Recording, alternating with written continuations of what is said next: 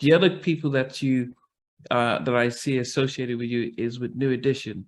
Yeah, You start off with Boys to Men, but yeah, how did that connection with New Edition sort of come about? All facets of New Edition. I met Ralph at a stage play. He was doing a stage play, and I remember I came down in between. They had an afternoon show and they had like an evening show. I came down to the in between thing, and I remember his security guard was like, sitting by the door. It was just his security dude. Wow.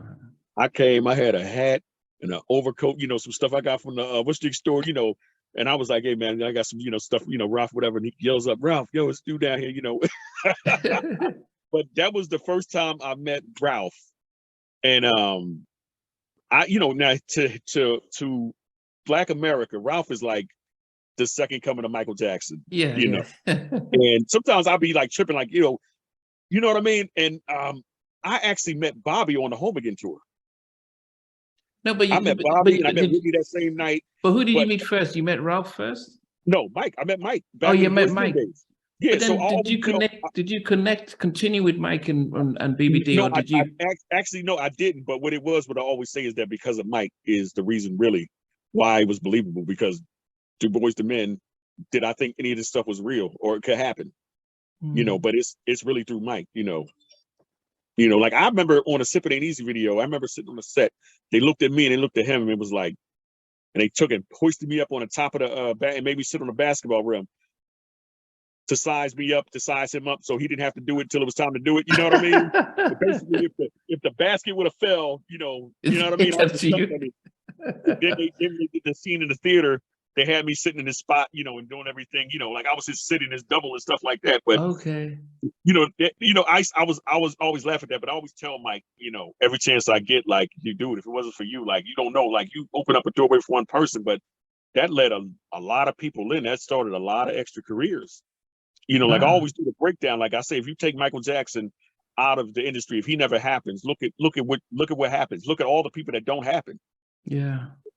Off of his wave, off of what he did and what Jackson 5 put down, look at all the opportunities that happen for other groups and other people. And then look at, if you take New Edition away, then you start looking at the breakdown of all the groups that don't happen, But so I met Mike, Ronnie, then Bobby on the Home Again tour.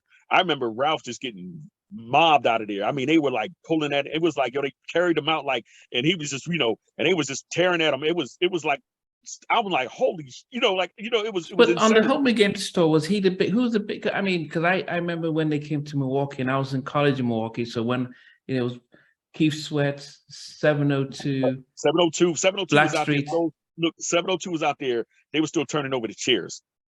They were out there so early that I remember they performed, and I thought it was a sound check. Yeah. So I was standing there with the event staff, people like, that was good, like, yes. Yeah. So they were the opening guy. I always just they went Black. Were the opening act. Yeah, they was Black, the opening act at the concession stand. Like, no, shout out to 702. I started not too long ago. Shout out to the sisters and they dope, man. I still love them. They still performing. It was hilarious, but they did. And I remember one show I sat down and ate with them and everything.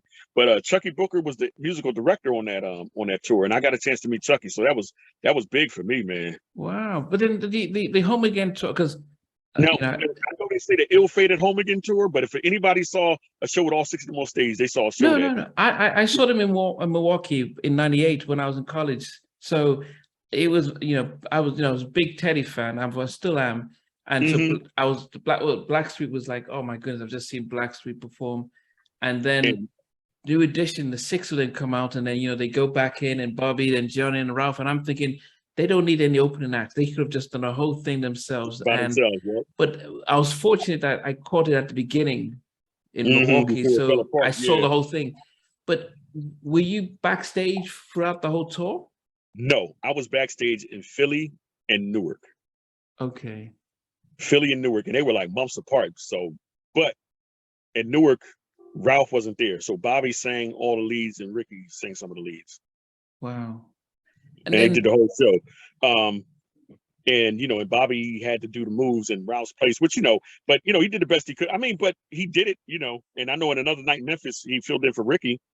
And like I said, he did it. Like I said, as a fan, you hate to know what happened. Like, I didn't want to know. I was like, just want to close my ears like a little kid. Like, I didn't want to hear it. Like, no, stop it. Don't say that. It was like when you heard about all this stuff afterwards, it was kind of finding out like Santa Claus wasn't real. Wow. As a kid, almost like it was so heartbreaking, disappointing, because what I saw when I saw that show together, I saw some of the greatest stuff I ever seen in my life. And, then to find out what happened, I was just like, oh, damn. Wow. Damn, but I found this out years later. But Bobby was, here this guy is Bobby Brown, the megastar, and he stopped and signed my autograph, Yeah, but you maintain a relationship with him right now. How have you been able to manage? So listen, I'm thinking about all the bad things they were saying about this guy, and I'm like, but he stopped and signed my, and then look, I see him in Newark, and I see him with Whitney. They're getting into a Bentley Azure, but they was just so cool, and I'm just like, wait, how could they say this stuff about this guy? Yeah. I just couldn't believe it. I mean, I was just dumbfounded. Like, I think that anybody that really knows and be like, who makes this stuff up, or who says this or whatever. Now I'm quite sure, during that time before I really knew him, that he wasn't a saint or whatever. But damn, people love this dude, and but like I said, but the powers that be just tried to put this cloud over top of him. But I'm trying to think of when I reconnected with Bobby. It was probably when New Edition got back together, and after Michael Jackson died. Wow. That's when I think I reconnected with New Edition, and I would just call up and be like, hey, look, I'm gonna be, and then, like I said, I think the next tour, Bobby started doing individual shows, and it was just the 5 of them. So I would be with the 5, then go off Bobby, then Bobby. But it was like, I just remember in 2016, my nephew was murdered. Wow. And I was messed up, and, being around Bobby, it just helped out a lot, because here's a guy who been through so much with death and grief and stuff like that. And, it was certain things he told me, and just certain things that, that helped me, to get through it.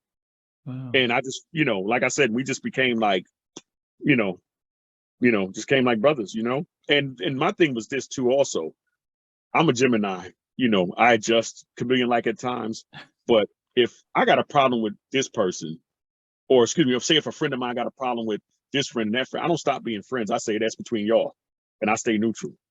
So that's how I navigate in between the 6 by staying neutral.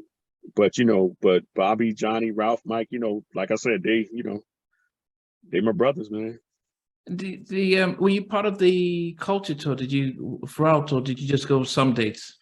No, you're gonna laugh at this. You're gonna laugh at this. I had since I didn't hear anything directly or anything like that, I just assumed that I wasn't. So I started another business venture that wasn't even going to allow me to even do that. But I was able to make the Philly show.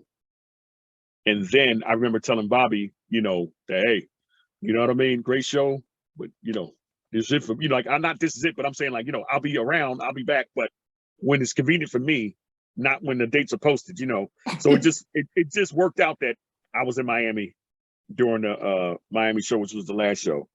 And it was dope. It was dope. But I was at the Philly show too, and I had got the call from A&E because they used some of my pictures for Bobby's documentary on A&E.